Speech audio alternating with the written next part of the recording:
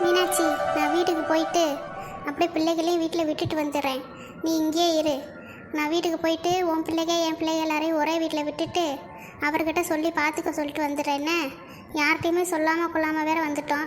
பாவம், அந்த மலர் பிள்ளை காலையில் வந்தது. அவங்க வீட்டில் நேரம் தேடவே ஆரம்பிச்சிருப்பாங்க. அதனால் நான் கொண்டு போய் வீட்டில் விட்டுட்டு வந்துடுறேன். ஆமாக்கா, நானும் சொல்லணும்னு தான் நினச்சேன்.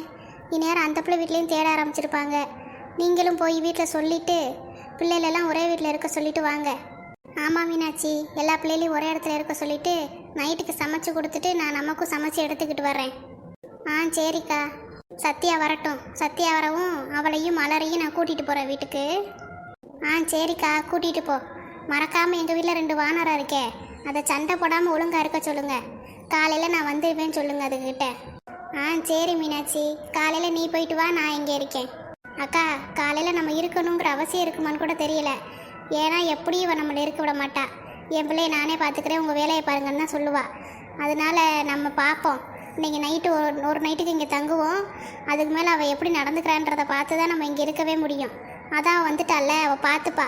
நம்ம அப்பப்போ வந்து அந்த பையனை பார்த்துட்டு போகலாம். சரியா? நீ அப்படி சொல்கிறியோ? சரி சரி. அப்போ காலையில் அவள் எப்படி இருக்கான்னு பார்த்துக்கிட்டு நம்ம இருக்கதா இல்லை போவான்னு முடிவு எடுத்துக்கலாம். இப்போ நான் போய் நமக்கு சமைச்சு எடுத்துகிட்டு வரேன். அவளுக்கும் சேர்த்து சமைச்சு எடுத்துகிட்டு வந்துடுவா மீனாட்சி. அக்கா, நீ சும்மா இரு. அதெல்லாம் அவள் நம்ம சமைக்கிறதெல்லாம் சாப்பிட மாட்டா. கொண்டு வந்தாலும் வேஸ்ட்டு தான். நீ நமக்கு மட்டும் எடுத்துகிட்டு வா. இல்லை மீனாட்சி, எப்படி அவளை விட்டுட்டு சாப்பிட்றது? இத்தனை பேர் இருக்கோம். இப்படி பிள்ளை அடிபட்டு கிடக்கும்போது அவளை விட்டுட்டு அவள் எப்படி சாப்பிடவும் மாட்டா. மனசு வராது சாப்பிட்றதுக்கு. அவளை விட்டுட்டு நம்ம எப்படி சாப்பிட்றது சொல்லு? நான் அவளுக்கும் சேர்த்து எடுத்துகிட்டு வரேன். அவளே சாப்பிட சொல்லுவோம். அவள் சாப்பிட்டாலும் சரி, இல்லை வேணான்னு சொன்னாலும் வெளியில் கடையில் எங்கேயாச்சும் வாங்கி கொடுத்துக்கலாம் நம்ம சமைக்கலன்னு சொல்லி. என்னமோ போ, நீ தான் இப்படி இருக்க. அவள் வந்தானா உன்னை திட்ட தான் செய்வா, நீ சமைச்சு எடுத்துகிட்டு வந்ததுக்கு. உனக்கு இது தேவையா? சரி போ, சமைச்சு எடுத்துகிட்டு வரதுனா கூட எடுத்துகிட்டு வா. எப்படி விட்டுட்டு சாப்பிட்றதுன்னு சொல்கிற? எனக்கும் கொஞ்சம் இதாக தான் இருக்குது. அதனால் சரி, நீ சமைச்சு கூட எடுத்துகிட்டு வா. சரி மீனாட்சி. அங்கே பாரு, சத்யா வந்துட்டா. வா சத்யா, ரத்தம் கொடுத்துட்டியாமா? ஆமாம்மா, ரத்தம்லாம் கொடுத்துட்டேன். ஆமாம்மா, பெட்டெல்லாம் கொடுத்துட்டேன். இந்த தடவை நான் கொடுத்துருக்கேன்ல, அடுத்த தடவை வெளியிலேருந்து அரேஞ்ச் பண்ணுறேன்னு சொல்லியிருக்காங்க. வேற ஒரு இடத்துல கேட்டிருக்காங்களாம். அவங்களும் தர்றேன்னு சொல்லியிருக்காங்கன்னு சொன்னாங்க. அதனால் அடுத்த தடவை அங்கேருந்து கிடச்சிருமா. உனக்கு ரத்தம் கொடுத்தது எதுவும் தலை சுற்றிக்கிட்டு வருதாம்மா? இல்லைம்மா, அப்படியெல்லாம் எதுவும் இல்லை. லைட்டாக ஒரு மாதிரி இருந்துச்சு. கொஞ்ச நேரம் அங்கே உட்காந்துருந்துட்டு மலர் கூட அதுக்கப்புறமா தான் இங்கே எந்திரிச்சு வந்தேன். சரிம்மா சரிம்மா. அப்போ நம்ம வீட்டுக்கு போவோமா? வீட்டுக்கா? அம்மா. என்ன சத்யா? அம்மா, இருந்துட்டு என்ன ஏதுன்னு பார்த்துட்டு போகலாமே. இன்னும் ஒழுங்காக ஒரு பதில் கூட அவங்க சொல்லலை. அவனுக்கு என்னாச்சுன்னு தெரிஞ்சுக்கிட்டாச்சும் போகலாமா? சத்யா, அம்மா உன்னை விட்டுட்டு இங்கே வந்துடுவேன். வந்துட்டு அவனுக்கு என்ன ஏதுன்னு சொல்கிறாங்கன்றதை உனக்கு ஃபோன் போட்டு சொல்கிறேன். நீ வேற சும்மா இரு. உன்னெல்லாம் இங்கே விட்டுட்டு இருக்க முடியாது ஹாஸ்பிட்டலில். அங்கே பாரு, உனக்காக பாவம் மலரும் சேர்ந்து இங்கேயே இருக்கா. மலரையும் நேரம் வீட்டில் தேட ஆரம்பிச்சிருப்பாங்க. பொழுது சாயுதில்லம்மா. கொண்டு போய் அவளை வீட்டில் விட்டுட்டு உன்னையும் வீட்டில் விட்டுட்டு அம்மா நைட்டுக்கு சமைச்சு எடுத்துகிட்டு இங்கே வரதா செய்வேன். அதனால் நீ பயப்படாத. என்ன? இல்லைம்மா, இருந்தாலும் நானும் இங்கே இருக்கலான்னு பார்த்தேன். சத்யா, வீட்டுக்கு போமா. வீட்டில் தம்பி தங்கச்சியெல்லாம் இருக்காங்கல்ல, நீ தான் போய் அவங்களெல்லாம் பார்த்துக்கணும். இங்கே எது சொன்னாலும் உனக்கு ஃபோன் போட்டு உடனே அம்மாவோ இல்லை சித்தியோ உனக்கு ஃபோன் போட்டு சொல்லுவோம். சரியா? இங்கே எதுனாலும் நாங்கள் பார்த்துக்குறோம். நீ வீட்டில் அவங்களெல்லாம் பத்திரமா பார்த்துக்க. சரி சித்தி. சரிம்மா, கவலைப்படாமல் அங்கே இரு. இங்கே என்ன சொன்னாலும் உனக்கு உடனே ஃபோன் போட்டு நாங்கள் சொல்லிடுறோம். சரி சித்தி. அம்மாடி மலர். சொல்லுங்க ஆண்டி. இந்நேரம் உங்கள் வீட்டில் தேட ஆரம்பிச்சிருப்பாங்களம்மா. ஃபோன் போட்டு ஏதாச்சும் பேசுனியா? ஆமாம் ஆண்டி, அம்மா ஃபோன் போட்டாங்க. நான் இங்கே வெளியே தான் கோயிலில் இருந்தேன். இப்போ சத்யா வீட்டில் இருக்கேம்மான்னு தான் சொல்லி வச்சுருக்கேன். இப்படி வேறு ஏதாச்சும் சொன்னால் கண்டிப்பாக எனக்கு திட்டு தான் ஆண்டி விழும். அப்படியாம்மா? சரி, அப்போ வா, நானே உன்னை கொண்டு போய் உங்கள் வீட்டில் விட்டுட்டு போயிடுறேன். சரியா? சரி ஆண்டி. மீனாட்சி. என்னக்கா? மீனாட்சி, அவள் ஏதாச்சும் வெடுக்குன்னு பேசுகிறான்னு சொல்லி நீ கோவப்பட்டுறாத. பிள்ளைக்கு அடிபட்டிருக்கனால அப்படி பேசுவா. நீ எதுவும் பெருசாக எடுத்துக்காத. என்ன, முடிஞ்ச அளவுக்கு பொறுமையா போ. அக்கா, என்னை பற்றி உனக்கு தெரியாதா? சும்மானாலே நான் அவ்வளோவா கோவப்பட மாட்டேன் அவள் மேலே. இதில் இப்போ பிள்ளை வேறு அடிபட்டு கிடக்கு. நான் எப்படிக்கா அவன் மேலே கோவப்படுவேன்? விடுங்க, அதெல்லாம் நான் எதுவும் பேச மாட்டேன் அவகிட்ட.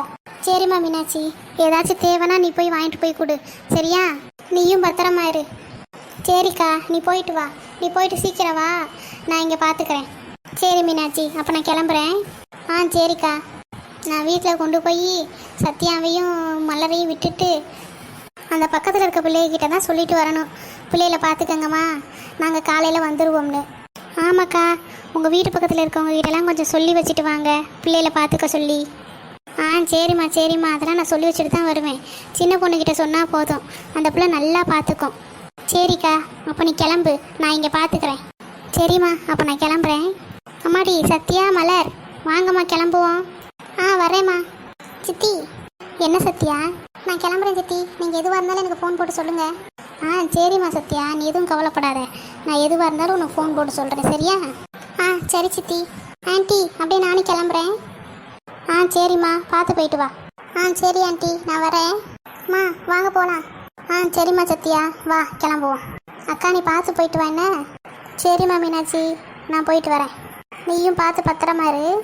சரிக்கா, நான் பத்திரமா தான் இருப்பேன். நீ தான் பிள்ளைகளை கூட்டிகிட்டு போகிற, பார்த்து போயிட்டு வா. சரி மீனாட்சி, நாங்கள் வர்றோம். சரிக்கா. பிள்ளைகளா வாங்க கிளம்புவோம். பாவம் சத்யா ரொம்ப கவலைப்படுறா போல. ஆனால் எதுக்காக சத்யா இந்த அளவுக்கு கவலைப்படுறா அந்த பையனை நினச்சி? ஆக்சிடென்ட் ஆச்சு, கொண்டு வந்து சேர்த்தா, அவ்வளோதானே. ஆனால் ஏன் இந்த பையனுக்காக இவ்வளோ வருத்தப்படுறான்னு தெரியலையே. அன்னைக்கு இப்படி தான் அந்த பையனும் நம்ம சத்யாவும் நின்று வெளியே பேசிகிட்டு இருந்தாங்க. அதை பார்த்துட்டு தான் நம்ம வீட்டுக்குள்ளேயே கூட்டிகிட்டு போனோம். இன்றைக்கி என்னென்னா இவ அந்த பையனுக்கு அடிபட்டதுக்கு இவ்வளோ வருத்தப்படுறா. வேறு ஏதாச்சும் இருக்குமா? சேச்சா, நம்ம பிள்ளை அப்படிலாம் இருக்காது. நம்ம தான் தேவையில்லாமல் வருத்தப்படுறோம் போல். அவள் சும்மா ரொம்ப நல்ல பிள்ளை, அதனால யாருக்கு அடிபட்டாலும் அப்படி தான் பண்ணுவா. அதை போய் நம்ம தப்பாக நினைக்கலாமா? ஏன் நமக்கு இப்படிலாம் தோணுது? அப்படிலாம் எதுவும் இருக்காது. வித்யா, வித்யா. ஏம்மா எங்கம்மா போன நீ சொல்லாமல் கொள்ளாமல்? அது ஹாஸ்பிட்டலுக்கு போயிருந்தேம்மா வித்யா. அந்த ராகுல் பையன் தெரியும்ல, ஒரு நாள் நம்ம வீட்டுக்கு வந்திருந்தானே. ராகுலா? அதெல்லாம் எனக்கு யாருன்னு தெரியாது. அடியே, ஒரு நாள் நம்ம வீட்டுக்கு கூட வந்திருந்தானே, சித்தி சொந்தக்கார பையன் சொல்லிட்டு. அதுக்குள்ளேயே மறந்து போச்சு உனக்கு? ஆமாம் ஆமாம், அவனுக்கு என்ன? ஆமாம் அந்த பையன்தான். அந்த பையனுக்கு ஆக்சிடெண்ட் ஆயிடுச்சா, அதான் சத்யா கோயிலுக்கு போகும்போது பார்த்துருக்கா. அவள் தான் கொண்டு போய் ஹாஸ்பிட்டலில் சேர்த்தா. சேர்த்துட்டு எங்களுக்கு ஃபோன் பண்ணாலா, அதான் நாங்கள் அவசர அவசரமாக போனனால உங்ககிட்ட சொல்ல முடியலை. இப்போ என்ன அவ்வளோதானே, திருப்பிலாம் போக மாட்டீங்கல்ல? இல்லைம்மா வித்யா, நைட்டுக்கு போகணும். காலையில் நாங்கள் வந்துடுவோம்னு நினைக்கிறேன். நைட்டுக்கு சித்திக்கு எனக்கெல்லாம் சமைச்சு எடுத்துக்கிட்டு போகணும். உங்களுக்கெல்லாம் சமைச்சு வச்சுட்டு தான் போவேன். அம்மா என்னம்மா நீங்கள் இல்லாமல் நாங்கள் எப்படிம்மா இங்கே இருக்குது தனியாக? என்ன வித்யா தனியாக? அதான் சத்யா இருக்கா, தம்பி தங்கச்சிலாம் இங்கே தான் வந்து நைட்டு தூங்குவாங்க. நீங்கள் பாட்டுக்கு இங்கே இருங்க, நைட்டுக்கு காலையில் நாங்கள் வந்துடுவோம். என்னமோ போங்கம்மா, எது சொன்னாலும் கேட்க மாட்டீங்க. சரி நீ தள்ளு, எனக்குள்ளே வேலை கிடக்கு. நான் போய் சமைக்க வேறு செய்யணும். சமைச்சிட்டு வேமா அங்கே போகணும். சித்தி அங்கே ஒத்தையில் விட்டுட்டு வந்திருக்கேன். அது சரி, அபியும் சுபியும் போய் யார் கூப்பிட்டுட்டு வர்றது? அதெல்லாம் போய் யார் கூப்பிடணும்னு அவசியம் இல்லை. நான் ஃபோனை போட்டு சொல்லிட்டேன் உங்கள் சித்தப்பாக்கு. அவர் நேரம் கூட்டிகிட்டு வந்துட்டுருப்பாரு. அப்போ சித்தப்பாவும் இங்கே தான் இருப்பாரா நைட்டு? அது தெரியலம்மா வித்யா, ஆனால் சித்தப்பா இங்கே தான் சாப்பிடுவார். அப்பாவுக்கும் சித்தப்பாவுக்கும் சாப்பாடு எடுத்து வச்சு கொடுத்துருங்க 2 பேரும். தம்பி தங்கச்சியை நல்லா பார்த்துக்கங்க. காலையில் நாங்கள் வந்துடுவோம். நீங்களும் ஒழுங்காக சாப்பிட்டுட்டு படுங்க, சரியா? சரிம்மா, அதெல்லாம் நாங்கள் பார்த்துக்குறோம்.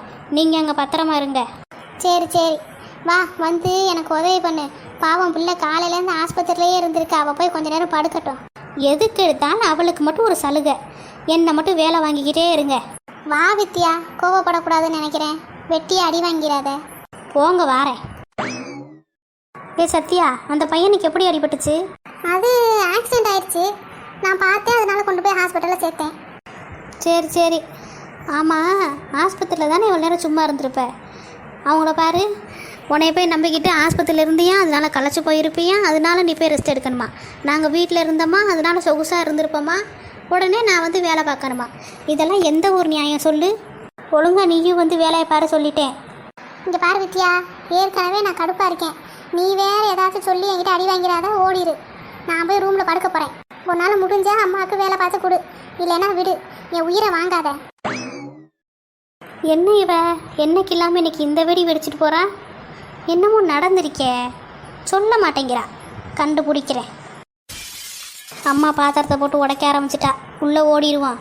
போய் வேலை பார்த்து கொடுத்தாதான் அடுத்து பாத்திரம் பண்டம்லாம் உடையாமல் இருக்கும். வரேம்மா.